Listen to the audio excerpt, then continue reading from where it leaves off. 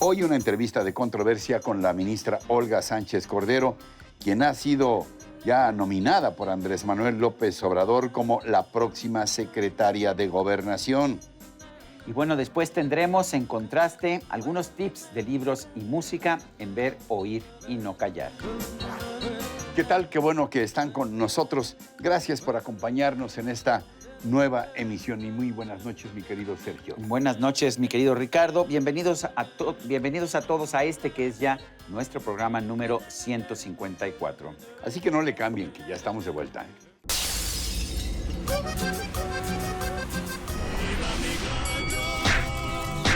El ratón Macías.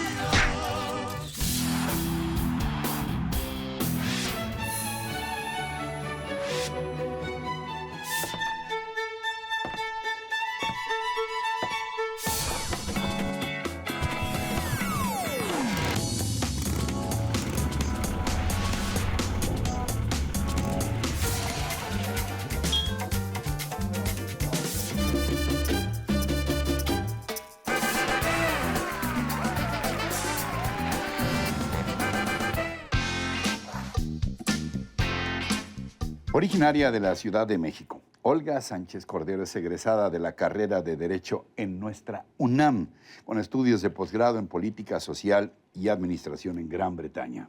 Fue la primera mujer notaria por oposición en la capital de nuestro país. En marzo de 1993 se convirtió en magistrada numeraria del Tribunal Superior de Justicia del entonces Distrito Federal.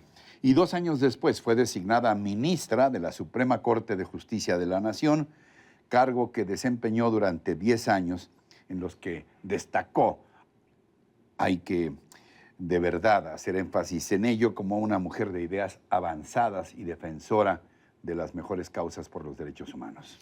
En septiembre de 2016 fue nombrada diputada constituyente de la capital del país y tras su triunfo en las elecciones presidenciales del pasado 1 de julio, Andrés Manuel López Obrador confirmó que habrá de ser la secretaria de Gobernación del nuevo gobierno de la República.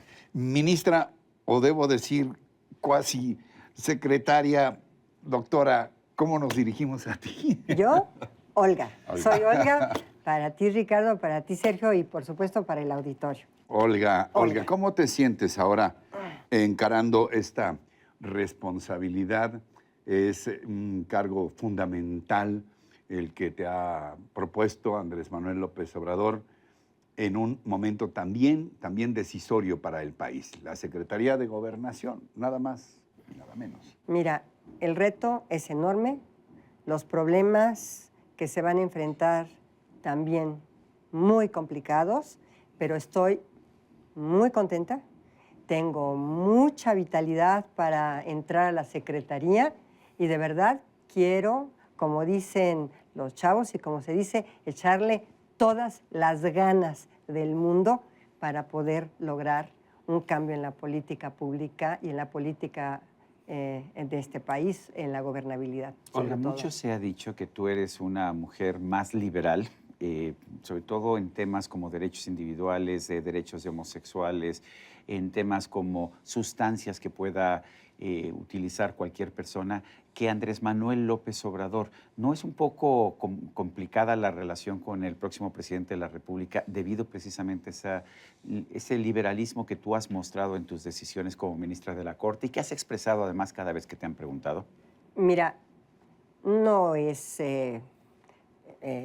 posible ocultar que Andrés Manuel tiene una concepción más conservadora que mi Que la posición tuya, sí. siempre liberal, que demostré en la Suprema Corte y que quiero decirte que en la Constituyente, en la Asamblea Constituyente, por ejemplo, ese DNA salía, así, salía. Entonces, pero muchos de los temas los está compartiendo, sobre todo en la agenda de transitar hacia una pacificación del país. Temas polémicos inclusive, como la despenalización de las drogas, temas como la despenalización del aborto que yo he puesto ya sobre la mesa. Y yo te voy a decir por qué. Porque no sé si ustedes recuerden, pero seguramente sí, que Giuliani vino a la Ciudad de México, el Rudolph Entonces, Rudolph Giuliani, aquel Rudolph de Nueva Giuliani, York, ¿no? Sí, que el fue alcalde, alcalde, sí. de Cero Tolerancia, en fin. Que lo trajo Marcelo Ebrard, que va a ser secretario de Relaciones Exteriores. Exactamente. Y uno de los temas, y hay una investigación académica interesante, es cómo después de la despenalización del aborto en Nueva York, declina enormemente el crimen. Es uno de los capítulos del libro Freakonomics, de hecho. Exactamente. Entonces hay un tema y una relación también. Menor número de niños no deseados, ¿verdad? Menor número de niños no deseados, mujeres que de alguna manera inclusive estaban en una condición inclusive de drogadicción o de marginación completa, sin temas de empleo ni nada, y que definitivamente no podían y no querían tener hijos que iban a ser hijos prácticamente en la calle, de estar en la calle, sí. Sí. Ahora, Olga, en este país las cifras varían dependiendo de la óptica de cada quien, pero estamos hablando de 200,000 personas que han muerto a causa de la violencia, desde el fuego cruzado hasta la confrontación directa entre bandas, de decenas de miles de desaparecidos. Así es. Un país no puede llamarse civilizado si tiene estas cifras de horror. En este propósito de pacificación, ¿qué tan importante es este encargo que te hizo López Obrador? De decirte, a ver, carta abierta para ver el asunto, el tema de la despenalización, entiendo que será en el consumo de drogas. Hoy se está cumpliendo un año de que en Uruguay la gente ya puede ir a una farmacia y comprar marihuana. Y también hace unas semanas ya despenalizó Canadá también completamente la marihuana. Y Estados Unidos creo que tiene, la Unión Americana creo que tiene más de 25 estados, o por ahí la mitad, que han también decidido despenalizar la droga en sus estados correspondientes. Pero es que aquí hay un tema, Ricardo. Tú dices en el consumo. No, yo creo que tenemos que ver todo el tramo. Todo el tramo. Al estilo de Uruguay, desde la producción, desde la producción, todo. Porque entonces, en donde tú decides estado, dónde vas a criminalizar y dónde no vas a criminalizar, y lo que no vas a criminalizar, entonces, ¿cómo le va a llegar criminalizado? O sea, tienes un tema de producción, de distribución, de consumo y hasta de comercialización. O sea, tienes toda la cadena. Todo el proceso. Todo el proceso. Cuéntanos, ¿qué es la amnistía que ha propuesto el virtual presidente electo Andrés Manuel López Obrador? ¿A quién se aplica, cómo se aplica y cómo evitamos que se convierta en una puerta abierta a la impunidad? Mira, fíjate que, Sergio, qué bueno que me lo preguntas. He estado con víctimas, he estado en foros, he estado en el Colegio de México, y el día de ayer, precisamente, o antier, en el Colmex, decía que tú seguramente los conoces, entre otros Santiago Corcuera, la misma... estaba ahí Meyer también. Estaba Lorenzo Meyer, Ah. Lorenzo Meyer, pero ¿qué se dijo ahí que me causó una gratísima impresión? La ley de amnistía ya tiene que ser prácticamente hasta el final y no al principio.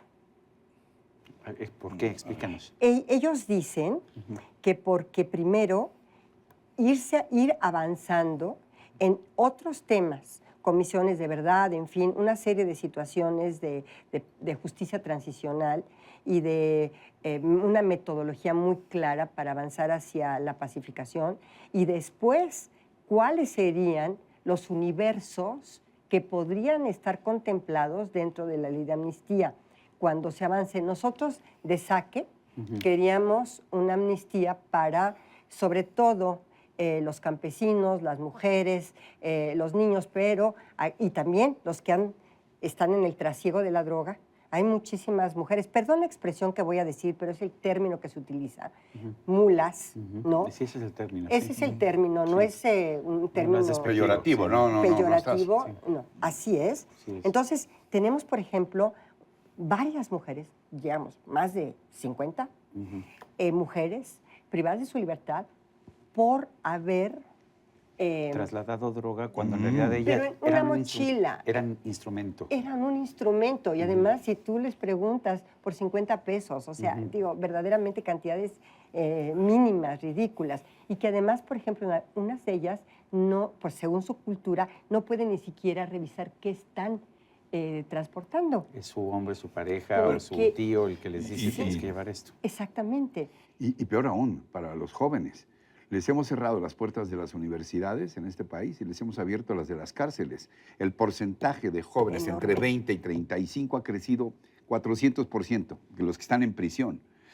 ¿Tú crees que en este periodo de transición van ustedes a poder elaborar una estrategia integral de pacificación del país que incluya el asunto de la amnistía, el tema de mujeres, de jóvenes y lo que decíamos de manera muy importante, la despenalización, ojalá, de todo el proceso que tiene que ver contra las drogas? Porque hay drogas de consumo desde refrescos hasta bebidas energéticas, no se diga el alcohol, que también Sí, son drogas y se pueden también, conseguir, ¿eh? También. Fácilmente. Mira, yo creo que tenemos que tener el panorama completo, que ya lo estamos, prácticamente ya lo tenemos, ¿verdad? Y tenemos que tener una metodología para avanzar y establecer cuando menos las bases, pero sí una metodología. Por ejemplo, el día del Colmex que yo expuse, yo hablaba de varios escenarios. Hablaba de comisiones regionales. Sí. Hablaba de comisiones especiales, de casos especiales. Y hablaba yo también de una posible comisión nacional de la verdad. Hay algo que es bien importante. Toda la gente, y sobre todo las víctimas de todos estos delitos, de lo que acabas de decir, de esta tragedia nacional. Que nos acerca a la barbarie. Que nos acerca a la barbarie, de esta tragedia nacional. ¿Qué está pidiendo? Verdad.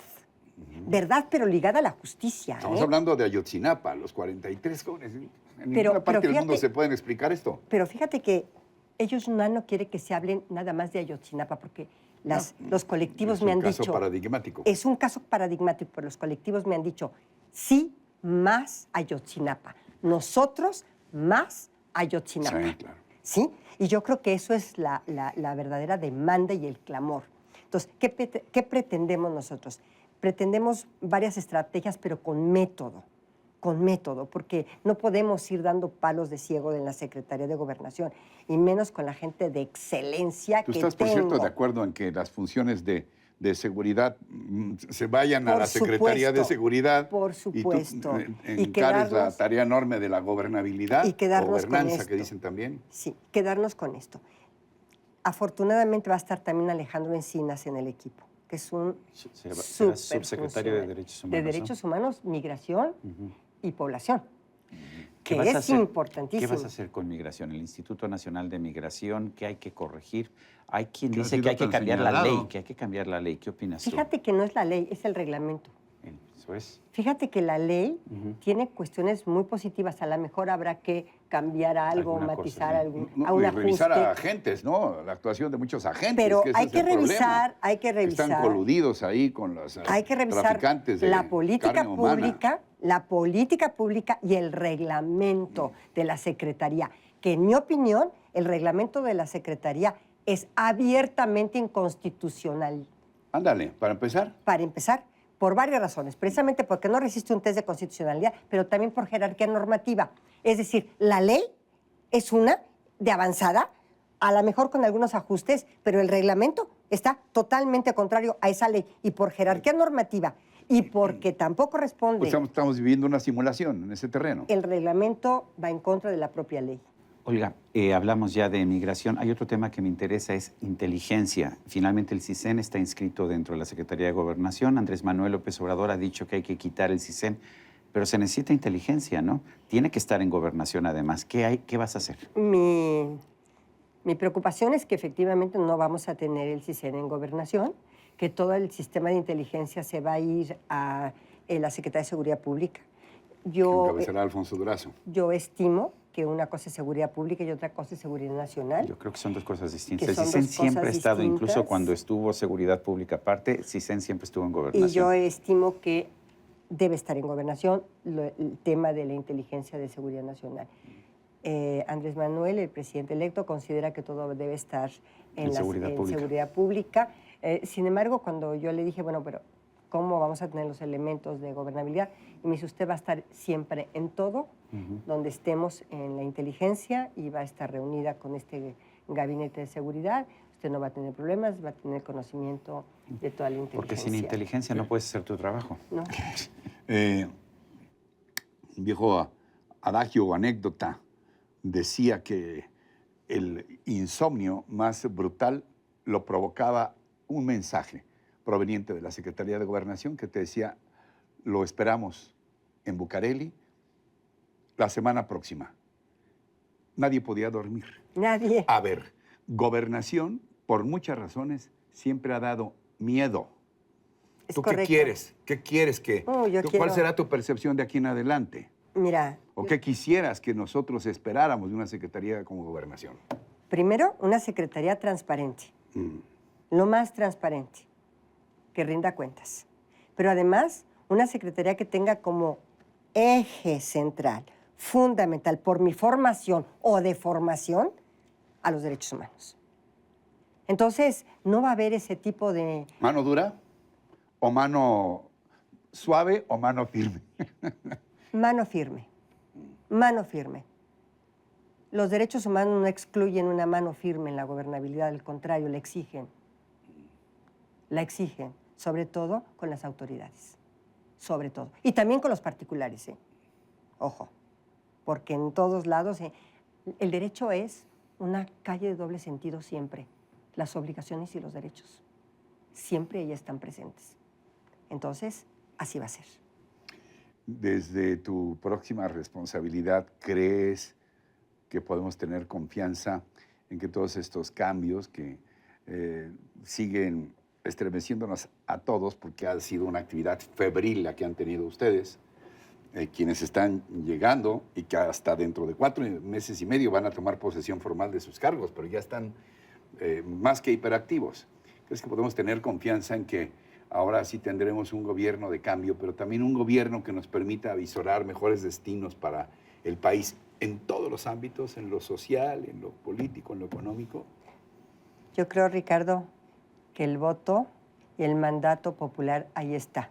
No quieren una política pública hasta donde vivieron y lo que vivieron en todos los rubros, ni en el tema del combate a la delincuencia, la inseguridad que se vivió. La corrupción enorme, la impunidad, la falta de un rumbo en la política, sobre todo en contra del crimen, pero hay otra cosa más. Tampoco quieren una política neoliberal, quieren justicia social, quieren que el péndulo se regrese. Estuvo mucho tiempo de un lado y hoy quieren que empiece a regresar. Entonces, temas de justicia social, temas de crimen, de violencia, de desolación, de falta de confianza en las instituciones del Estado mexicano, la corrupción galopante, la impunidad, porque todo concluye en una palabra, impunidad.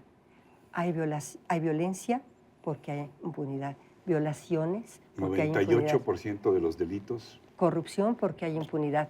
Todo llega a impunidad. Impunes.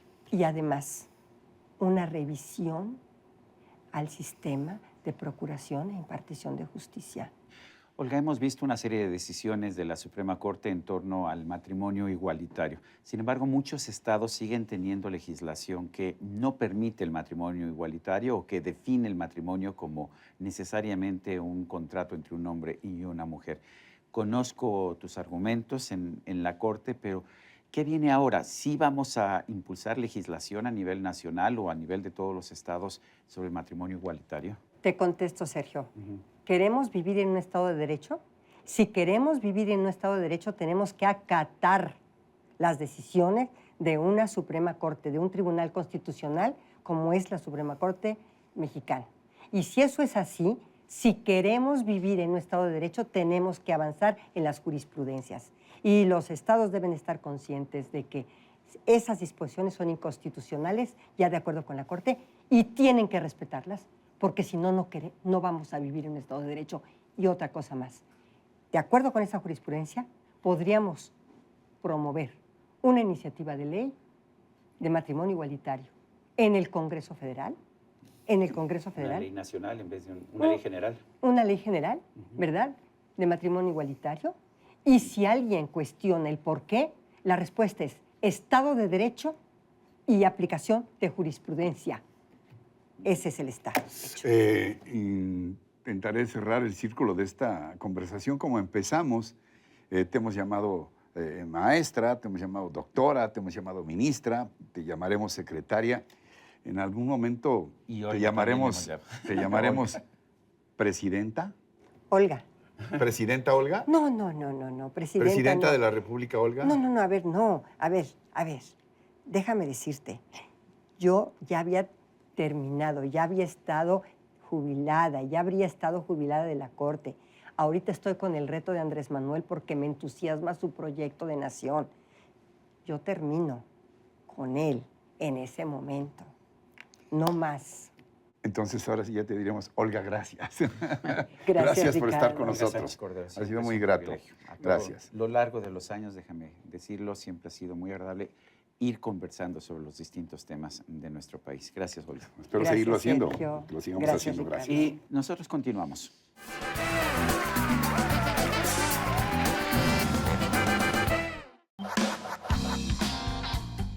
I was cheated by you. I'm Bill. And I I'm think Donna. you know when. The world is wide. So I wanna make made some up memories. my mind. It must come to Can I help?